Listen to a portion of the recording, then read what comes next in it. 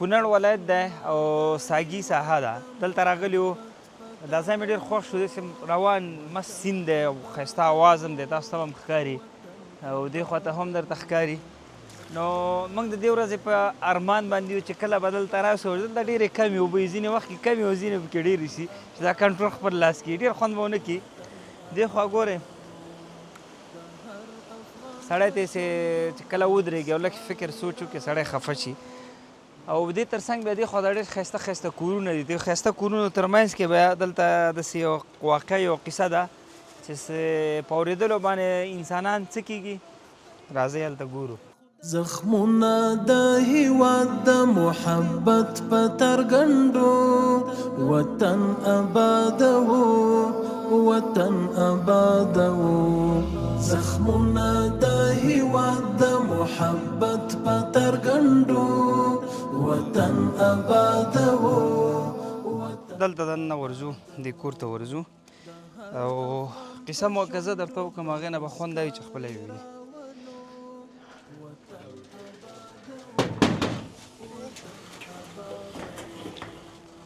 جوړې څنګه یې؟ طبیعت دې څنګه دی؟ پلار دې چېرته دی؟ پلار دې چېرته دی؟ مړ دی. څونه وخت کېږي؟ څونه وخت کېږي؟ 5 کاله. چېرته مړ شو؟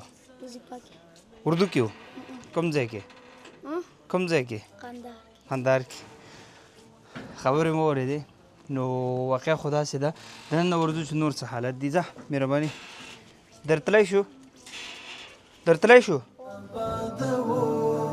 وطن آبادوو د هر افغان په شونډو بم. ستړی مه شې، جوړ په خیر تکړه. ښه طبیعت دې څنګه دی؟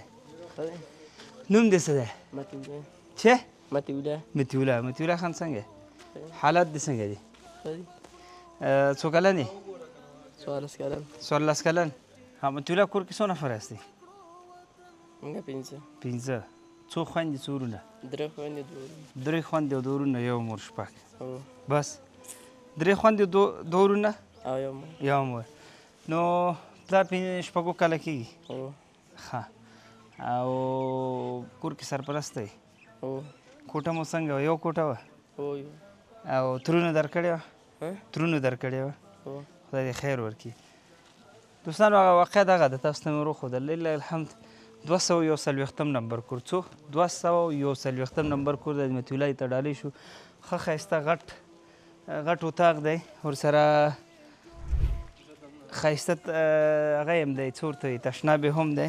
اول به یې د اشپزخانه ور وګورو. راسه د اشپزخانه شوه، دغه تشناب دی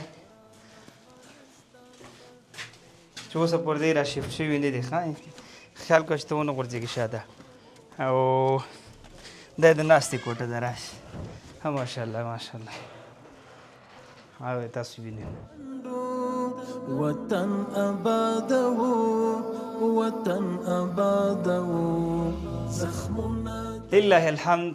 قمر بنسټ به د افغانستان په ګوټ ګوټ کې لکه څرنګه چې تاسو نه شهیدان چې موږ کونړ کې یو، ساګي کې یو، دا یتیمان دي. نو موږ ته دا مهمه ده چې څوک فقط یتیم مستحق که د هېواد په هر ګوټ کې انشاءالله هغې ته موږ ځان رسو. تاسو هم غواړئ په دغه برخه کې موږ سره یو ځای شي، په دغه کاروان کې یو ځای شي، دغه لینکونه در ښکاري، دغې ځایونه ثبت کړي. انشاءالله ستاسو هغه کمه مرسته به موږ په افغانستان کې ډېر کارونه پرې کوو. په دغه لینک کې ځان ثبت کړئ. د یو نه نیولې تر څومره ستاسو وسي هره میاشت به ستاسو حساب نه قمر ته راځي. قمر په افغانستان کې دا کارونه کوي. که چېرته غواړئ ستاسو دغه مرسته بیا هم وایم په دغسې ځای کې ولګېږي نو دا اوس بسم الله که کلیک کا ځان ثبت کا، ستا لپاره به جاري صدقه وي. په مال کار او روزګار کې به مو برکت هم وي. او بله غټه خبره به دا وي چې آخرت به مو ښایسته وي. موږ تاسو که چېرته ټول یو ځای شو سره لاسونه سره ورکړو او انشاءالله دا وطن به آباد شي او دا وطن به یو ځای سره څه کوو؟ آبادوو.